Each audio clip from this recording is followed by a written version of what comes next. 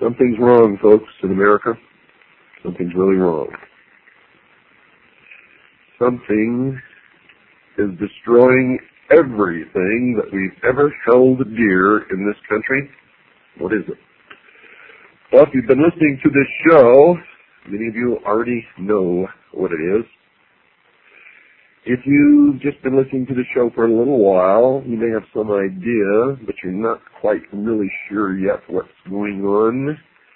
Well, I'm going to tell you right now, it's all about religion. Whether you're religious or not doesn't make any difference. It's all about religion. Whether you believe in God or not, it doesn't make any difference. It's all about a big battle between good and evil. And most of it, I got to tell you, exists in the minds of men. Some of it's real. The question is, what's real? What's deception? What should we be paying any attention to? What is it that's driving us insane? Yes, something is wrong in America. Today's newspapers, folks, are full of stories about the rampant rise in divorce rates, the increasing abuse of children by some parents, increases in the incidence of rape pornography being read by an increasing number of people, more crimes against property, demands for world government, urgings for national borders to fall, Christian churches being closed because they will not seek licensing by the state, etc., etc., etc., and I could go on and on and on and on and on. But why? Why are these things happening? Why are all of the legacies of the past, the family, national borders, the right to practice any chosen religion, the right to private property, among other things, under such an attack? Is it possible that there are actually people and organizations who really want to change the basic order of things? Well, my regular listeners know the answer to that. Clues to the answers to these questions, folks, can be gleaned from some comments made by people and organizations that are talking about these wide-ranging changes in the nature of our lifestyle. An Associated Press dispatch on July the 26th, 1968, reported this, quote, New York Governor Nelson A. Rockefeller says, as president, he would work toward international creation of a new world order, unquote. And you thought George Bush coined that phrase? Surprise, surprise. On January the 30th, 1976, a new document called the Declaration of Interdependence was introduced to the American people, and it was signed by 124 traitors, 32 senators, and 92 representatives, altogether 124 traitors in Washington, D.C., and it read in part, quote, 2 centuries ago, our forefathers brought forth a new nation. Now we must join with others to bring forth a new world order, unquote. And you thought George Bush coined that phrase. Surprise, surprise. Another individual who has commented is Henry Kissinger, probably the greatest traitor this nation has ever known, former Secretary of State.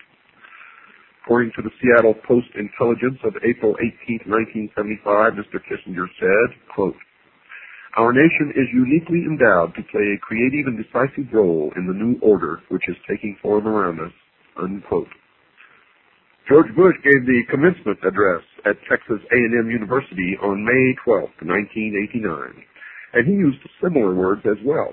His speech was on the subject of Soviet-American relations, and he was quoted as saying in part, quote, Ultimately, our objective is to welcome the Soviet Union back into the world order. Perhaps the world order of the future will truly be a family of nations, unquote.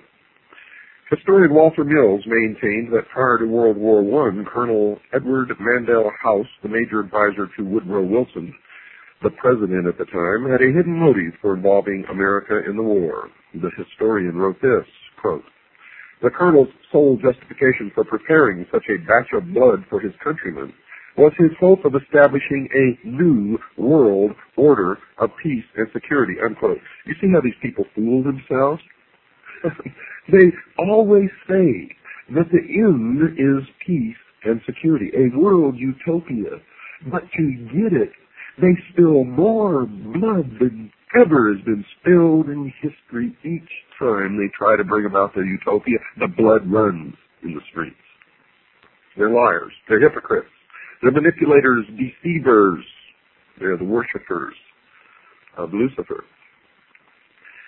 Adolf Hitler, a socialist and the head of the German government prior to and during the nation's involvement in World War II, is quoted as saying this, quote, "National Socialism will use its own revolution for the establishing of a new world order," unquote. Adolf Hitler was a socialist. Nazi means National Socialism. Hitler confided to Hermann Rauschning, the president of the Danzig Senate, quote, "National Socialism is more than a religion. It is the will to create Superman," unquote. And what is the number of the man? 666. You see, in the New World Order, only one man will be allowed to live. The new man, the illumined man. And the number of that man is 666. You will see that number increasingly all around you. You will also begin to see pyramids increasingly all around you, and the eye in the pyramid, and the eye alone. And you'll see circles with a dot in the center. And you'll see obelisks appearing all over the place. And these are not the only signs. There are many, many, many more. They're the signs of the religion of Mystery Babylon. Hitler added this thought, quote, "Well, yes, we are barbarians, and barbarians we wish to remain. It does us honor. It is we who will rejuvenate the world. The present world is near its end. Our only task is to sack it," unquote. Another book on his background quoted his comments that his Nazi party had a hidden purpose, one that was not perceived by the world at large.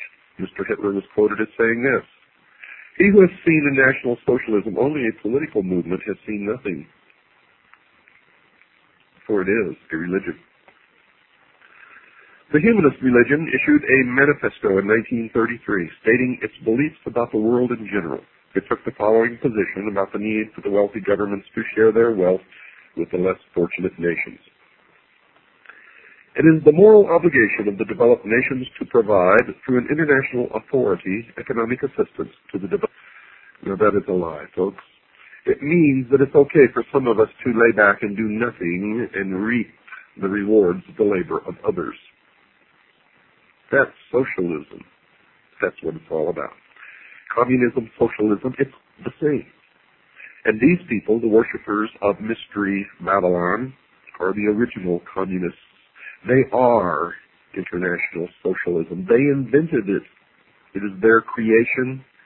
It is their dream of a world utopia. A one-world totalitarian socialist government. The April 1974 issue of Foreign Affairs, the quarterly periodical issued by the Council on Foreign Relations in New York, had an article in it by Richard N. Gardner, the former Deputy Assistant Secretary of State for International Organizations in the Lyndon Johnson and John Kennedy administrations, and he stated this, quote, "We are likely to do better by building our house of world order from bottom up rather than from the top down. An end run around national sovereignty, eroding it piece by piece, is likely to get us to world order faster than the old-fashioned assault," unquote. Even the Communist Party is voicing similar thoughts. The People's Daily World for Thursday, March 9th, 1989, contained an article written by Angela Davis. You remember her? Those familiar with Miss Davis will remember that she was the vice presidential candidate for the Communist Party a few years ago. She currently is a member of the National Committee of the Communist Party of the United States, and she is quoted in the paper as saying, quote, "One underlying effect of anti-communism in this respect is to encourage a certain hesitancy to embrace solutions which call for deep structural socio-economic transformation," unquote.